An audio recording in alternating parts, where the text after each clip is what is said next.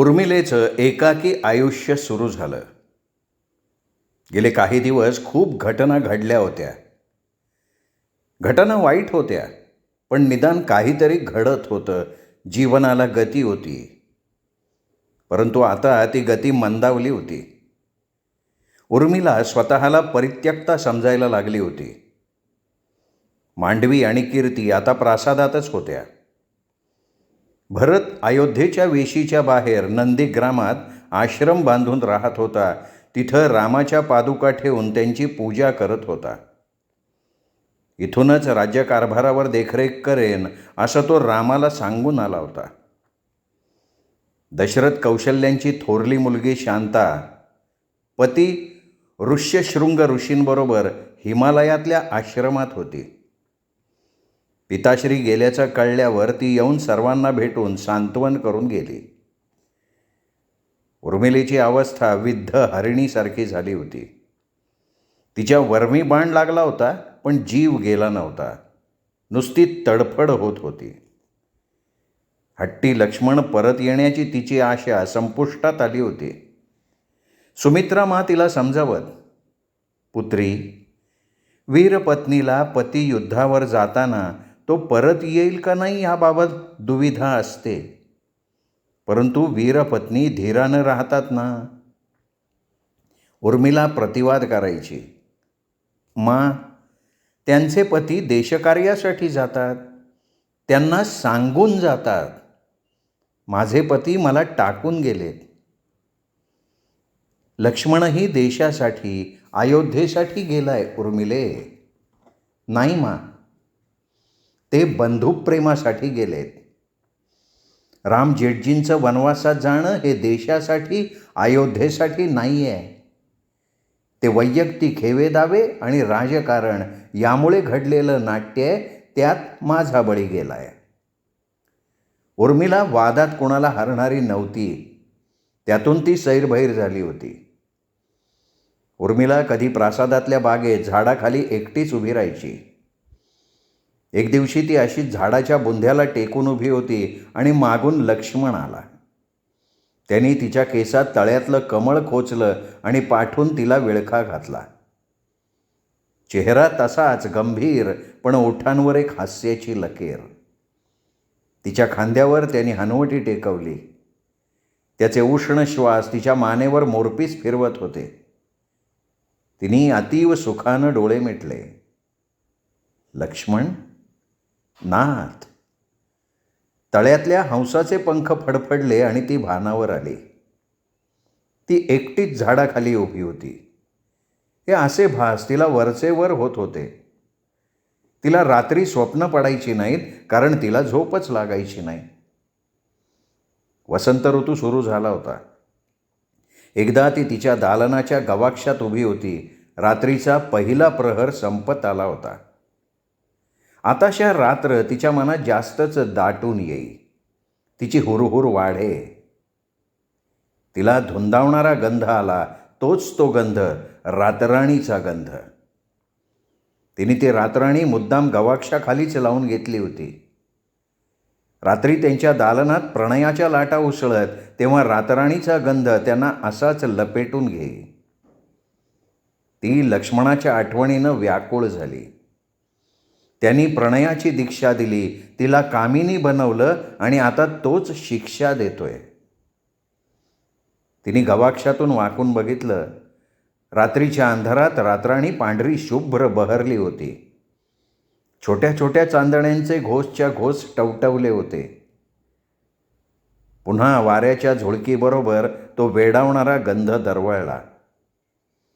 दुसऱ्याच दिवशी उद्यान सेवकांना सांगून रातराणीचं ते रोप तिने कीर्तीच्या प्रासादाच्या बागेत लावायला पाठवून दिलं. नकोच तो सुगंध, नको तो जीव घेणा छळ. रात्रभर ती समयीवर येणाऱ्या पतंगाचं फडफडणं पाहत राहायची. तो जळणारच आहे हे त्याला माहिती असतं, तरी तो ज्योतीवर येतोच ना, वेडा.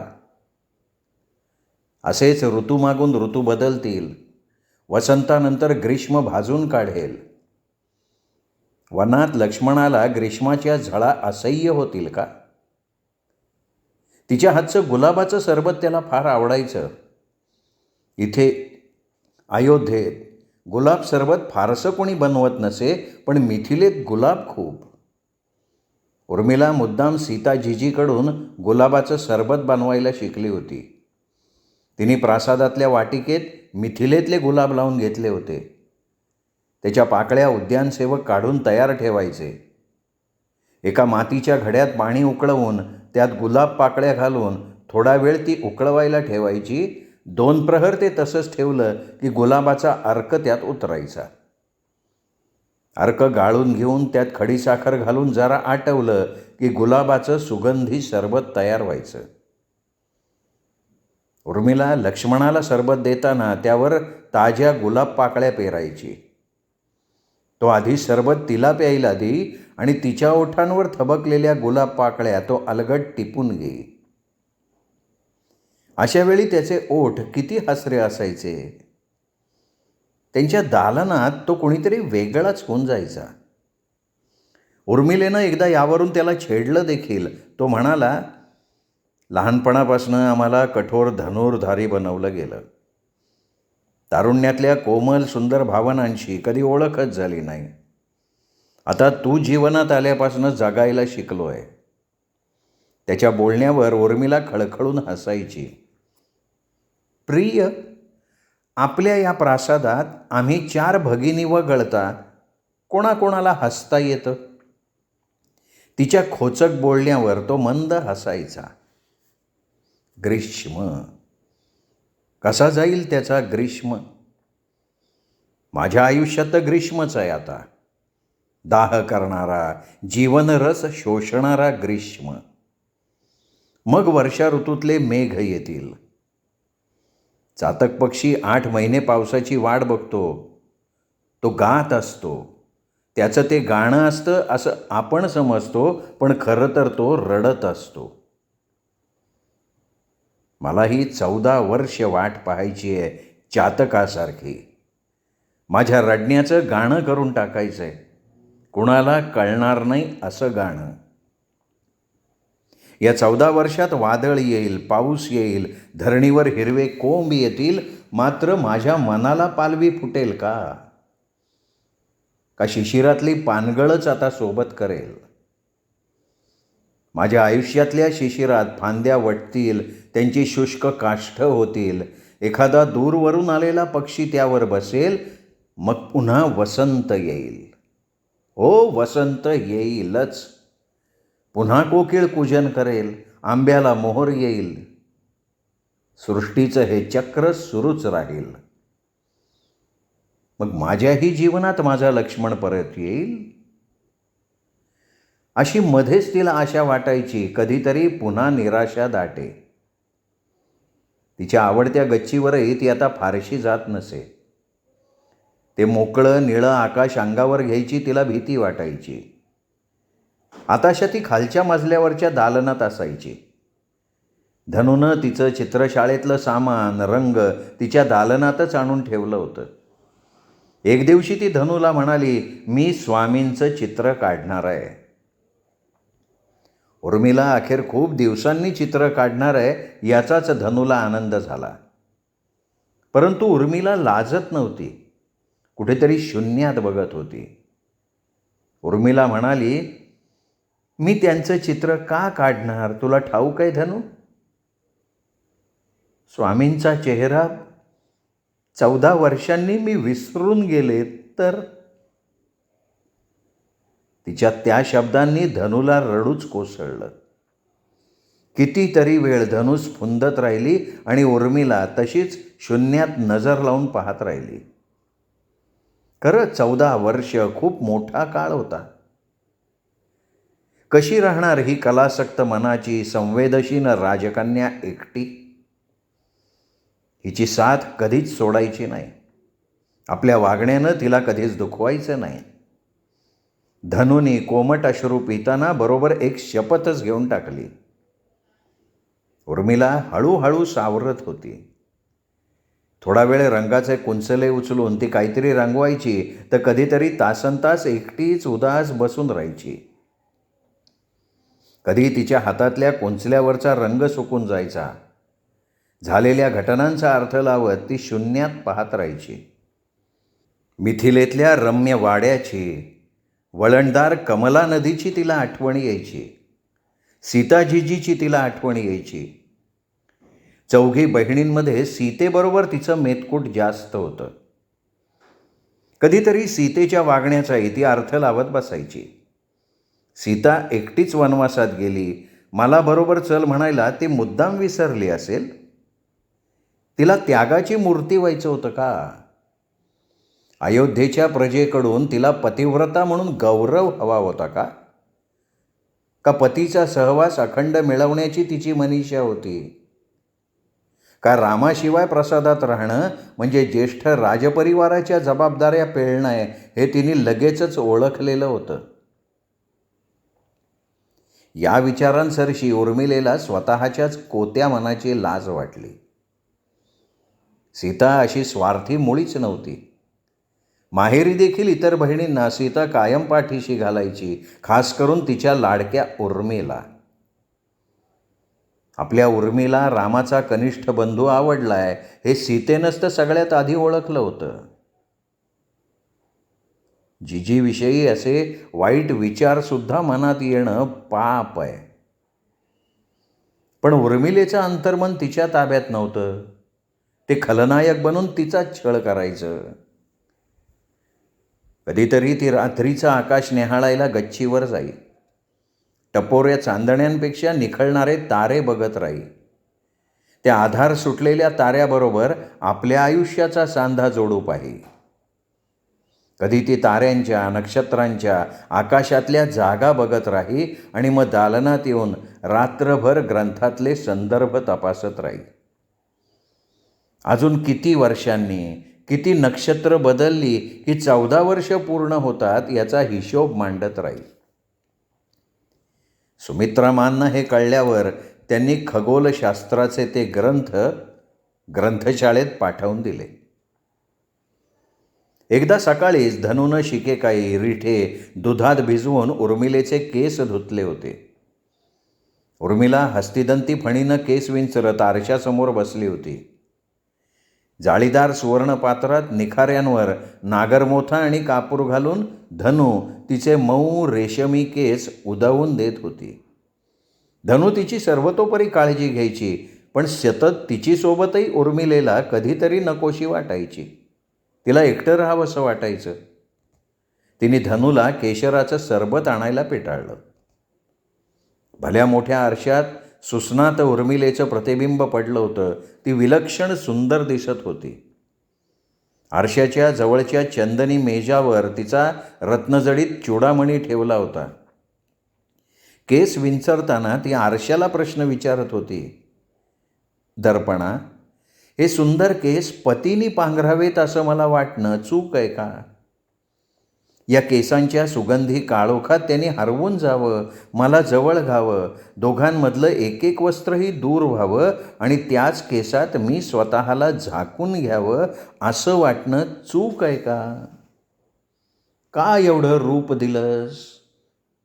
कुणीच ते न बघण्यासाठी, कुणीही त्या रूपाचं कौतुक न करण्यासाठी. आरशात बघत उर्मिला जुन्या आठवणीत रमली होती. अगदी बालपणी आम्ही चौघी खेळत असू तेव्हा धावून पळून म्हणे माझे गाल लाल होत. दासी ते दाखवायला सुनैना राणींना बोलवून आणत. पण सुनैना राणी सीतेला जवळ घेऊन म्हणत, आमची सीता पण गुलाबी झाली आहे बरं. चला सगळ्यांनी दही चुरा खायला या. खेळून दमलेली लहानगी उर्मी दही चुरा खायला धावत असे. गाल लाल होणं ती कधीच विसरलेली असे. पण या उर्मीनं थोडी कळती झाल्यावर एकदा आरशात डोकवून बघितलं, तिला एक अप्रतिम राजकन्या दिसली. आपण चौघी बहिणींपेक्षाही नगरातल्या सगळ्या मुलींपेक्षा जास्त सुंदर होत याची ती पहिली जाणीव होती. मग मा तसं का म्हणत नाही? पिताश्री तसं का म्हणत नाहीत? नाही म्हणायला मांडवी कधीतरी बोलून जाईल. की उर्मी मंदिरातल्या गौरी देवीसारखी सुंदर आहे. पण सगळे सीताजीजीलाच सुंदर म्हणतात. तिला सुनैनामा नजरेनं गप्प करत असे. सीता मात्र निर्मळ मनाची होती. आपले आवाजवी लाड होतात यानं ती कानकोंडी होई. ती उर्मीला जवळ घेऊन तिचे दाट केस प्रेमानं विंचरून देई आणि म्हणे, उर्मी, माझं हे सगळं कौतुक मी भूमिकन्या आहे म्हणून चाललंय हे कळतंय ग मला. पण आरसा खोटं कसं बोलेल? माझी उर्मी सगळ्यात सुंदर आहे. असं म्हणून सीता तिच्या लांबट डोळ्यातलं काजळ उर्मीच्या गालावर टेकवे. रुसणारी उर्मी क्षणात खुदकन हसून जीजीच्या गळ्यात पडे आणि आरसा त्या दोघींचं प्रेम बघत राही. आता वनात सीतेला आरसा मिळाला असेल. उर्मिला त्या विचारानं चमकली. वनातल्या जलाशयात चेहरा निरखणारी सीता तिला आरशात दिसायला लागली. कशी असेल सीता? ती केस कशानं धूत असेल? तिचे केस राठ झाले असतील? तिची त्वचा सोलवटली असेल? दुष्ट वनवासाच्या खुणा तिच्या सुंदर चेहऱ्यावर ठाण मांडून बसल्या असतील का? ती सिंदूर म्हणून काय वापरत असेल? फुलांचे रंग? तिचा भांगात सिंदूर भरणारा हात थबकला. आणि चूडामणी? बराच वेळ उर्मिलेचा चूडामणी समोरच्या चंदनी मेजावर तसाच पडला होता. तिने झटकन तो केसात खोचला. मागून आलेल्या धनूनं तो नीट बसवून दिला. विवाहाच्या वेळी मान चौघींना सोन्याचे रत्नजडीत चूडामणी आणि सोन्याच्या सिंदूर पुटी भेट दिल्या होत्या.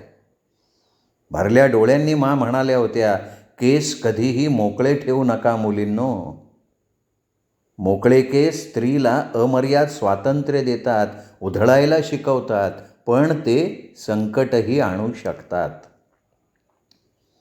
चूडामणी केसात राहिला तर एक अखंड जबाबदारीची ज्योत मनात तेवत राहते.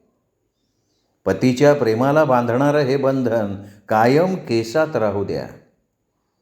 ते फक्त न्हाताना आणि पतीच्या बाहुपाशात असतानाच काढायची परवानगी आहे शास्त्रात.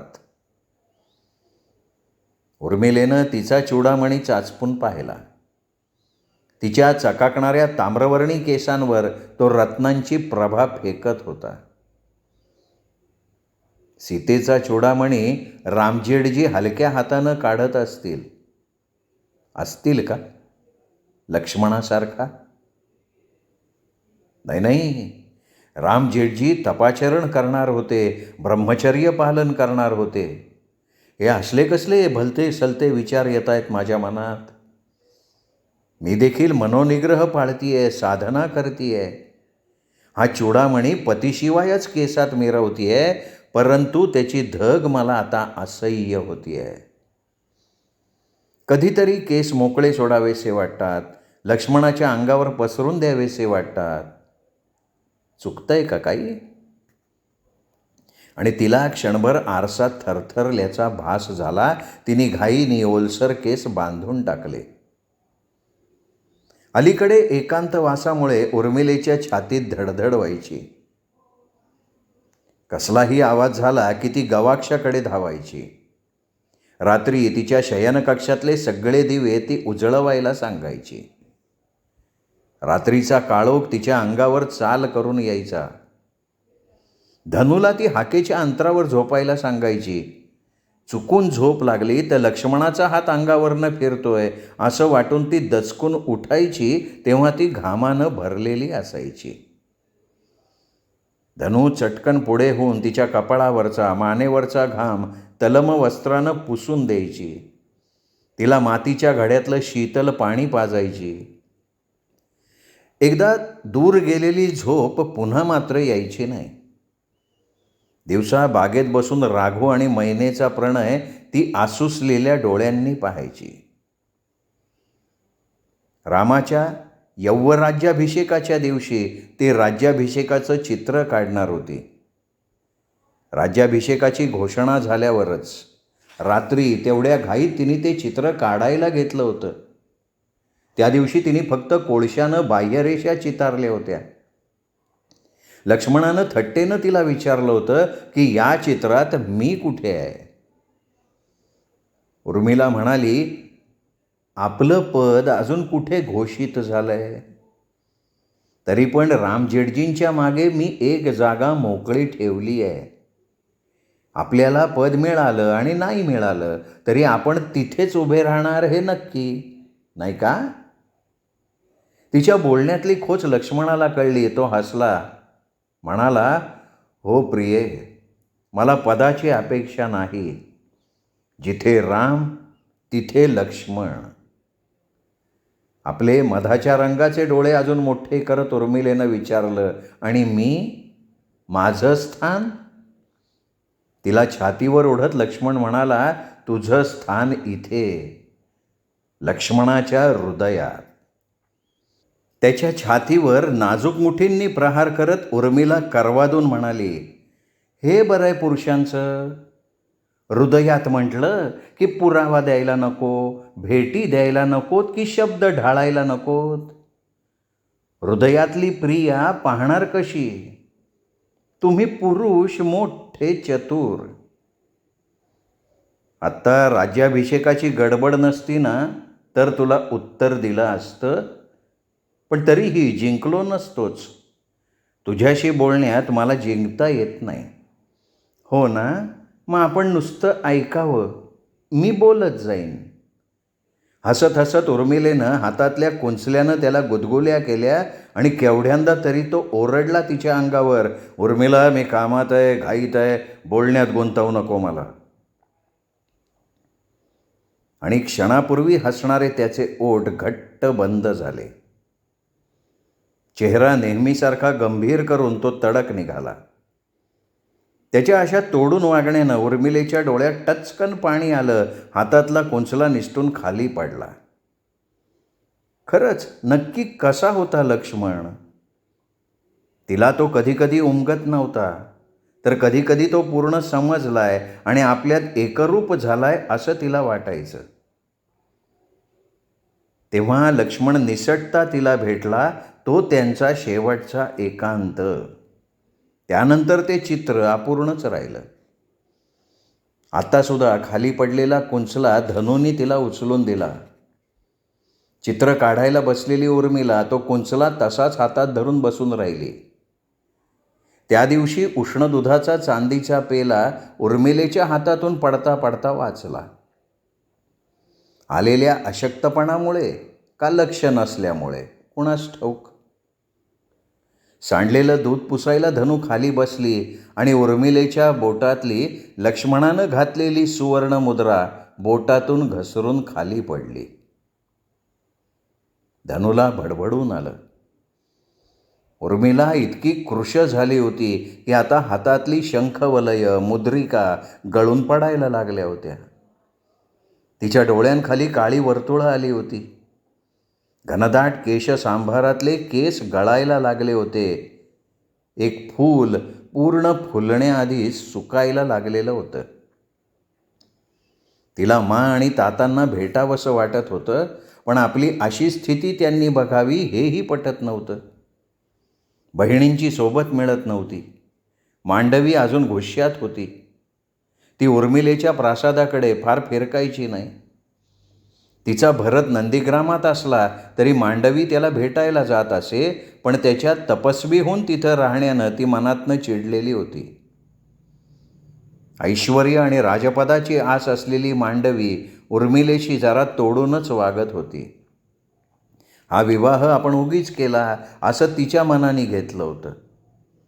सीता आणि उर्मीचे विवाह किमान त्यांना आवडणाऱ्या व्यक्तींशी झाले होते.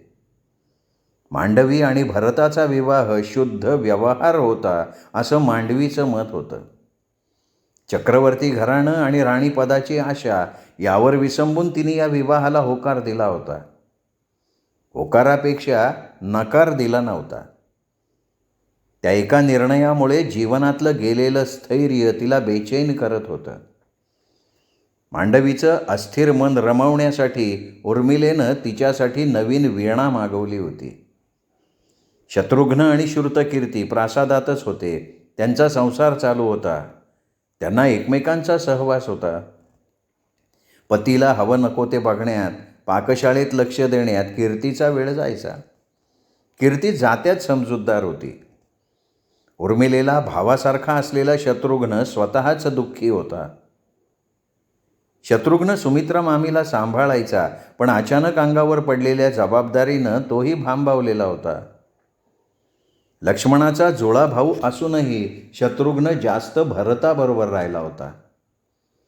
लक्ष्मण रामाबरोबर असल्यानं युद्धनीती, डावपेच लवकर शिकला. रामाबरोबर लढायांना जायला लागला. शत्रुघ्नचा स्वभाव सुमित्रामांसारखा असल्यानं तो आपलं धाकटेपण निभावत राहिला. शत्रुघ्न लक्ष्मणासारखा तापट नसल्यानं तो परिस्थितीशी जुळवून घेण्याचा प्रयत्न करत होता. सुमित्रा राणींना त्याचा आधार वाटायचा, परंतु उर्मिलेला एक सुमित्रामा सोडल्या तर कोणाचाच आधार नव्हता. तिचं लक्ष्मणाच्या वियोगाचं दुःख कमी होत नव्हतं. तिच्या समाचाराला आलेल्या सुमित्रामांनी तिच्या डोक्यावरनं हात फिरवला. खूप आशा होती ना तुला, लक्ष्मण चित्रकूटावरून परत येईल म्हणून? पण या रघुकुलातल्या पुरुषांना मी जाणते. ते त्यांच्या मर्जीनं वागत आलेत. कधी कर्तव्यपूर्तीसाठी, कधी मायभूमीसाठी, कधी स्वतःच्या इच्छांसाठी, कधी त्यांचा शब्द राखण्यासाठी. पण करतात मात्र स्वतःचंच खरं. तुझे श्वशूर महाराज दशरथ, मी तर त्यांची फक्त अपत्य व्हावं म्हणून विवाह करून आणलेली पत्नी होते. परंतु कौशल्या महाराणी तर विवाहप्रसंगी अवघं राज्य घेऊन आलेल्या त्यांच्या पट्टराणी होत्या. त्यांच्या मनाचा कुठे महाराजांनी विचार केला? कैकेयी त्यांची आवडती राणी होती, पण वंशाला दिवा हवा म्हणून मला लग्न करून आणलंच ना त्यांनी. मग त्यावेळी कैकेयीला असुरक्षित वाटलं असेलच ना. कौशल्या महाराणींना ही असुरक्षितता जीवनभर छळत होती. पुत्री स्वतःला सावर, स्त्रीला खंबीर असावं लागतं, कारण पुरुष बदलत नाहीत आणि त्यांचा उदो उदो करणारं जगही बदलत नाही. उर्मिले, आम्हा तिघींना तुझाच आधार आहे. मांडवीमध्ये सहवेदनेचा अभाव आहे. कीर्ती अजून अल्लड आहे. शत्रुघ्न अंगावर अचानक आलेल्या जबाबदारीनं भांबावलाय. आणि भरत, तो तिथे नंदीग्रामात जाऊन रामाच्या पादुकांवर अश्रू ढाळतोय. आम्हा तिघींना पतिवियोग झालाय. तुझा पती 14 वर्षांनी का होईना परत येणार आहे. माझा पती कायमचा गेलाय आणि माझ्या पुत्रालाही नियतीने माझ्यापासून हिरावून घेतलंय. सुमित्रा राणी दूरवर नजर लावून शून्यात बघत होत्या. त्यांच्या शब्दांनी उर्मिलेचं दुःखी मन कळवळलं. या सगळ्यांचं दुःख केवढं मोठं आहे. दुःख असंच फसवं असतं.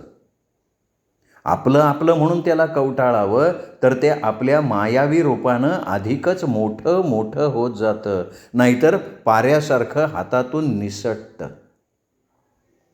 दुःख आगीसारखं असतं. आग विझवायला जावी आणि त्याचा वणवा पसरत जावा असं पसरतं दुःख. त्याच्या पहिल्या ठिणगीलाच हवा देता कामा नये. तिला स्वतःच्या वागण्याची आणि विचारांची लाज वाटली, पण या भोवऱ्यातून बाहेर पडायचा मार्ग तिला सापडत नव्हता.